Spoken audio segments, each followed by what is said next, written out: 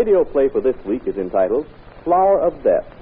It is a dramatization based on a story which will be found in the fascinating pages of next Sunday's issue of the American Weekly, the educational and entertaining magazine distributed with every Hearst Sunday newspaper from coast to coast. Madame Duquesne, wife of the distinguished man about the world, Marshal Henri Duquesne, is seated in the living room of their Paris home, entertaining an Oriental visitor. I'm sure my husband will be here very soon, monsieur, your senora. To see your honorable husband will be a pleasure, Madame Duquesne, but I am only too happy to be privileged to have the pleasure of the company of his charming wife while waiting. Thank you. Henri has been telling me of your wonderful collection of pearls. Thank you. I am happy to state that I have been able to gather together the most beautiful string of matched pearls in the world. I can say that because they have come from all over the world. I should like to see them one day, monsieur. I should be too honored, madame. Perhaps you should like to view the latest edition. I have brought it to show your honorable husband. Oh, may I see it? Thank you. Your interest is most gracious. This is the newest pearl of my collection, madame. Oh, it is beautiful. Thank you. I think so. And it matches the others so well. You would think they had come out of the same oyster. What's all this about an oyster? Henri! Oh, madame. Marshal Duquesne, I was just showing your honorable wife my newest pearl and saying it matches the others so well they all might have come out of the same oyster. You got the dealer to sell at last, did you, Yoshimura? Congratulations. Thank you. I am very happy to have completed the sale, Marshal.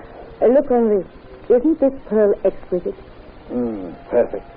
Now you ought to see the others. All alike as peas in a pod. Thank you.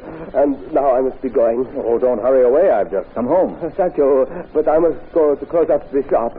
I could not resist coming to show you the trophy of the chase, Marshal. Glad you did, Yoshimura. Always glad to have you drop in. Thank you. And now, if you will excuse me, goodbye, madame. Goodbye, monsieur. I'll see you to the door, Yoshimura. Oh, thank you. There's no need to bother. I will be happy to let myself out. Goodbye. Goodbye. Sayonara.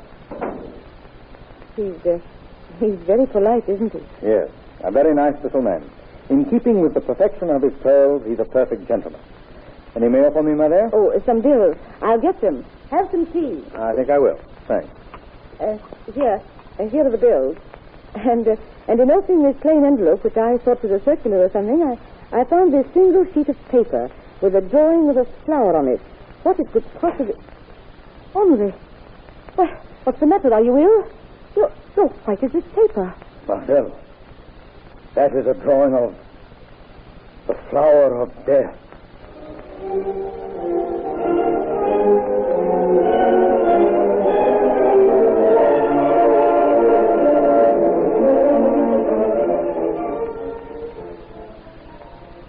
Now, Madame Duquesne, if Monsieur Bertillon and I are going to be able to help you, you mustn't omit a single detail. You are quite sure there was no letter with this drawing of the flower? Oh, quite, Monsieur Ashenwood. The single sheet of paper came in a plain envelope with typed address. What did your husband do with this drawing, Marcel? As soon as he could pull himself together, Alphonse, he locked it in his desk. Then how did you get possession of it? I found a key. Have there been any more of these drawings sent to him? No, not exactly. What do you mean by that? Well, a few days ago, I found these scraps of paper in his wastebasket. Mm-hmm. They make some sort of picture. Let's put them together, eh? Yes. This goes here, this one here. And here's the piece that goes next. I think you'll find this one. It's right in there. Yes, now we're getting somewhere. No wonder he's been frightened half to death. Look, a yellow circle with Chinese symbols. To the left, a hideous ape face. To the right, a monstrosity with a neck like a goose. And here at the bottom of the picture is a cleft skull and a stick. An ordinary Malacca cane. I remember now. When he received this, Henri said something under his breath about the stick. The Chinese stick. Some method of torture, eh, Aston Wolf? Yes, perhaps. There's a bit of this picture missing, unfortunately. Now, let's see. The symbol at the top means obedience. And there's the figure for the... Good heavens. The Fatiam Kongsi again. What? That organization of murderers? I thought we'd smashed them up. This makes things a bit clearer. The ape face, that long-necked horror, and the skull are probably symbolic figures of suffering, torture, and death. You are wrong about the ape man and the gooseneck. They aren't symbolical figures. They're living men. What? How do you know that, Marcel? Because, Alphonse, I have seen them. Seen them? When? Where? Since getting these weird messages, Henri has been haunted. At night, we've heard someone moving in the garden. Henri sleeps with his revolver tied to his wrist. Well, I saw that face, that one which looks like a monkey, pressed close to our sitting room window the other night. I screamed. Henri came running, pistol in hand. When I told him what I saw, his mouth dropped open and I thought he was going to scream too. Well, why didn't he shoot at the thing if he had his gun? I asked him that. He said he didn't dare. It wasn't mortal. The bullets couldn't hurt it. That sounds as though your husband were under the spell of some deep superstition. Yes. Is he a member of any Chinese secret society? I don't know. There are parts of his past life that are as a closed book to me. But I do know that he has been in the Orient. It sounds as though he were mixed up with the Satyam Kongsi. Yes, quite right, Alphonse. Oh, what are we going to do? Henri is unnerved completely. And he doesn't seem to make a move to complain to the police for protection. That's why I've come to you, Alphonse, as an old friend. Will you clear up this mystery? Just leave everything to Aston Wolf and me, Marcel. We'll start work at once, and the first thing we do is to have a man stay in your house to watch your husband and protect him every minute. Yes, precisely. And I think, Alphonse, if you don't mind, I'll take that assignment myself.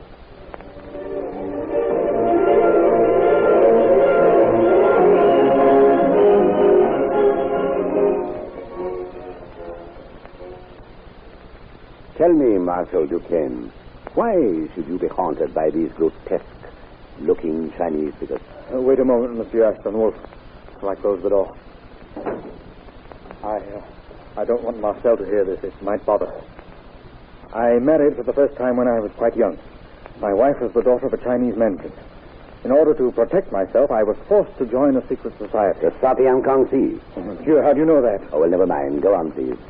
Finally, I made a fortune in trading and managed to retire. I see. My Chinese wife died in a cholera epidemic. After that, I broke away from the Satyam. I sent in my resignation and came here to Paris. I want you to believe me. I am no longer a member of those murderers. Yes, I believe you, Marshal. Now they have planned another crime and want my help. I have refused to aid them. What is the crime they plan committing? Oh, I dare not tell you, Monsieur. On pain of my life, I dare. Why not? Well, they have sent me the flower of death and will carry out the floral threat. But I must advise you that if you do not reveal the proposed plot, you will be considered an accomplice before the fact in the eyes of the law. I know, Monsieur. But I have written a letter which I think may stop them from carrying out their plans. When I get a chance, I'll run out to the post box there at the corner and mail it. You are not to leave this house without me, Monsieur. I am here to protect you. Let me have the letter. I'll post it. Oh, you must forgive me, Monsieur, but I cannot let this letter leave my hands. I myself must see that it's posted. But look here, gooseneck and monkey face have been... You mustn't refer to them so disrespectfully, Monsieur. They are not mortal. Excuse me. Well, those two unusual gentlemen have been haunting your place here at all odd hours. You can't be sure when they may pop out at you and polish you off. I shan't be out long enough, only to the corner and back. Why, it won't even be necessary to change my house. Marshal Duquesne, I can't force you to divulge the information you claim to have. But I can insist that if I'm to safeguard your life, you must not go out without me. Oh, that's probably your office calling, Monsieur. Suppose you answer. Oh, very well. Hello? No, Alphonse. Everything's going along nicely. I'm just going to post my letter. I'll be right back. Duquesne, come back here. Come back here. Oh, it's Duquesne, Alphonse. He's been trying to go out alone to post a letter, and now he's run out. Information? No, not very much. But enough to know that we were on the right track. Duquesne apparently tried to break away from the Satyam Kongsi, and there's some crime on foot that they've been trying to drag him into. No, he won't tell me. But he says the letter he's now posting will prevent the crime. Monsieur Aston Wolf. Oh, come quickly. Something dreadful has happened to Henri. Something's happened. I'll call you back later. What's happened, madame? Oh, he was only out a minute. Just to go to the post box. Yes. Well, they have found him at the post box. Stabbed in the back. And nobody saw it done.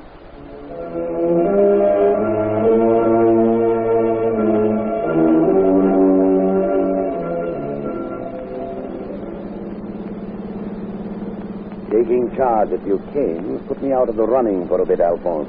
Now tell me, what have you found out, and where are we heading? We're heading for the China restaurant. That's the headquarters of the Satyam gang. We found the address on the letter Duquesne mailed just before he was stabbed. Among other things, we learned what the plot was that they wanted him to enter. Splendid. What was it? They knew that Duquesne was friendly with the Japanese pearl collector Yoshimura. Yes. The gang planned on getting him to decoy the Japanese so that they could rob him of his collection. Duquesne refused. Good man. He was in a tight spot. I'm sorry they did away with him. Well, thank goodness you were able to tip off this Yoshimura in time. Ah, that's just the trouble. They managed to get to him in their clutches. That's why we're heading for their headquarters. I say, this is serious, judging from the Satyam symbols on their warning. Of course, those two monstrosities who shadowed Duquesne were human freaks. Yes. But they suggest most effectively what any victim of the gang will look like when they get through with him. And being steeped in Oriental superstition, no wonder poor Duquesne was half mad with fear. Oh, there's the China restaurant. You see that flaming dragon? Yes. We'll park the car here and go the rest of the way on foot. Righto. You have Rousseau and the men posted? Yes, they'll raise the place on my signal. Come along.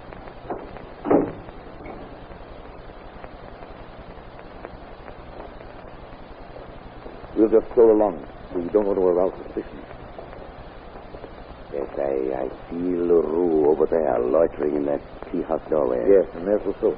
You see him pretending to read the menu on the outside of the restaurant? Yes. Do you notice eyes peering out from behind curtains along this street? Yes, and from behind the partly open doors. Have you your gun handy? I don't know what we may be in for. Trust little A.W. to be able to fire at will. Here we are. And here's where we get in. Break that door in, men. Search every corner of the place. Yes. This way, Berthiaume. Right with you, A.W. Rousseau, Leroux, follow us. Yes. We'll go down to the cellar. I have a hunch that's where we'll find the gang. These yellow rascals disappear like moles. There's not a one in sight. Where can they have gone? Well, dashed if I know, Alphonse. But here, help me with this trap door. All right. Easy now. Look, down there at the bottom of the stairs. Yoshimura. And they're stretching his neck with a rope collar. Come along, Alphonse.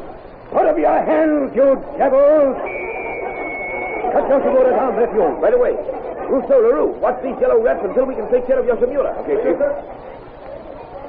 Bring him in the room. All right. Are you all right, Yoshimura? Yes. Sancho, very happy you came when you did. They were stretching nets to make tell where I keep my pearls. I fear I could not have lasted much longer. We came as quickly as we could. I'm glad we weren't too late. Yes. What have you got there? This is the Chinese stick we've heard so much about. I picked it up from the table. It doesn't look like a sword stick. No, the handle doesn't come off. A.W., what did you press then? The end of the stick opened. What? This? By Jove, I see it now. Watch when I press the end of this cane against something. A knife slides out. That's how Duquesne was killed. Somebody pretended to stumble against him with this cane, and the knife stabbed him. And then the knife slid back into the shaft. Seen this so clever, eh? Poor Duquesne. But at that, he was lucky they didn't try to turn him into a gooseneck the way they tortured Yoshimura. Well, they made me gooseneck trying to find this hideout. But that, my dear Berthiaume, isn't as permanent a malady as that which follows the receiving of the flower of death. You will find the story from which today's dramatization was taken in next Sunday's issue of the American Weekly, the magazine distributed with all Hearst Sunday newspapers from coast to coast. This is Wentworth announcing and turning the microphone over to your own announcer.